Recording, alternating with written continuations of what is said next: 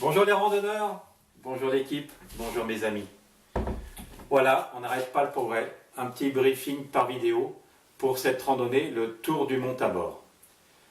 Donc tout d'abord, je voudrais souhaiter la bienvenue à Cathy et Jérôme, deux nouveaux randonneurs qui se joignent parmi nous dans ce groupe pour cette randonnée de 5 jours. Donc bienvenue à eux. Et donc je compte sur Marco pour trouver un petit bizutage pour leur venue. Donc cette randonnée démarre donc le 30 juin 2017 et on a rendez-vous tous à Névache, à l'auberge du Clos. Bon, on démarre haut de gamme par une auberge, vous allez voir qu'après ça va descendre dans la gamme au fur et à mesure des jours.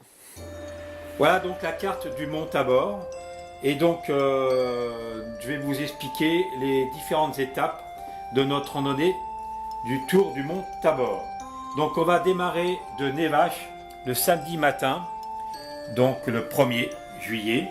Donc Névache, 1600 mètres de hauteur. Et donc on va aller vers le refuge de Draillères. Donc voilà la randonnée. On passe à côté de lac et on arrive au refuge de Draillères.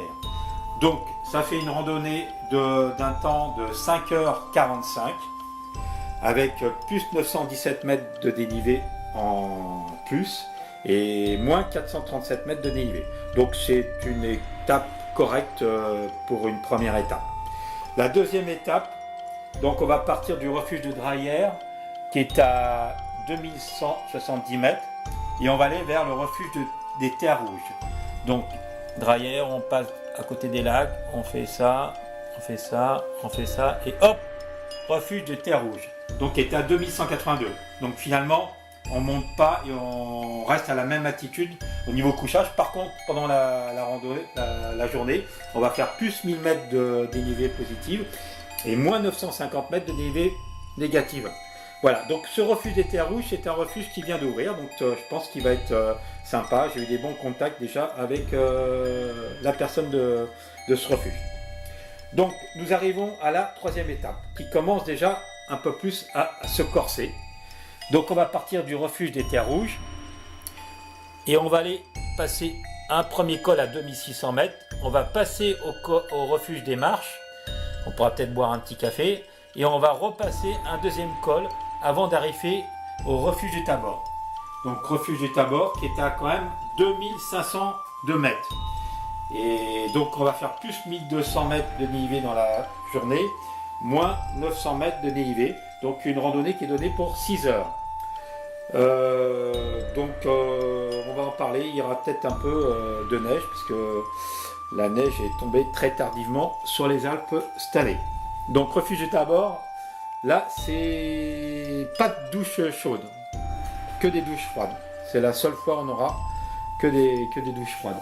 Donc le lendemain, c'est la grande sortie, donc c'est la 4e étape. On va aller au sommet du Mont Tabor. Donc on part du refuge du Tabor, on va suivre ça, on va au Mont Tabor, 3172 mètres de hauteur, et on va redescendre vers le refuge de Terre Alpini.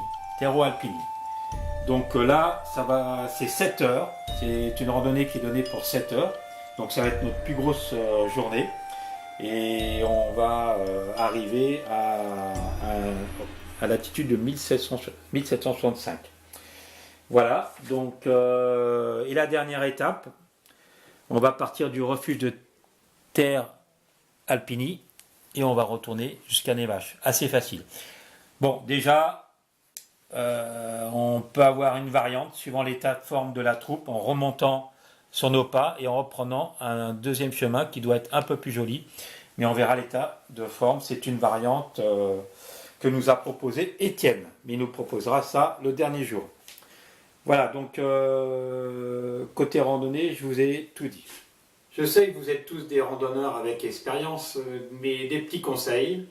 Donc tous les refuges, il y a une couverture et une thé d'oreiller. Bon, certains préfèrent amener leur sac de couchage, il n'y a pas de souci. Sinon, ce que je vous conseille, c'est d'amener un draus de ce type-là. Donc c'est très très léger, c'est tout petit et ça vous permet quand même de dormir dans vos draps. Au niveau hygiène, c'est pas plus mal. N'oubliez pas non plus une thé d'oreiller aussi, ça permet aussi d'avoir une bonne hygiène du côté du visage.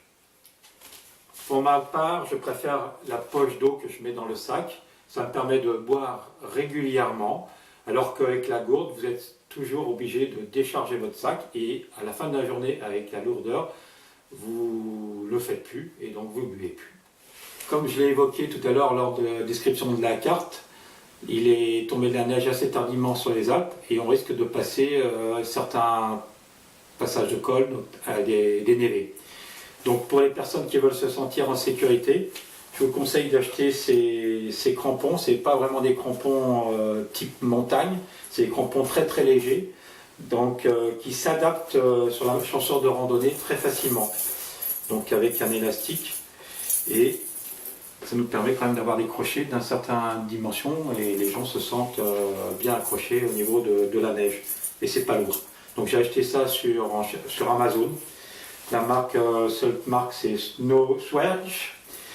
Donc je vous conseille quand même éventuellement d'en prendre une paire. Donc attention, en montagne il peut le faire très chaud. Donc n'oubliez pas les lunettes de soleil et le chapeau. Ou très froid. N'oubliez pas les gants, le bonnet et la tenue de pluie. Voilà, ce briefing vidéo est terminé. Donc on sera tous ensemble dans un peu plus d'un mois pour démarrer cette rando autour du Mont Tabor. Donc maintenant, entraînement obligatoire. Bye bye.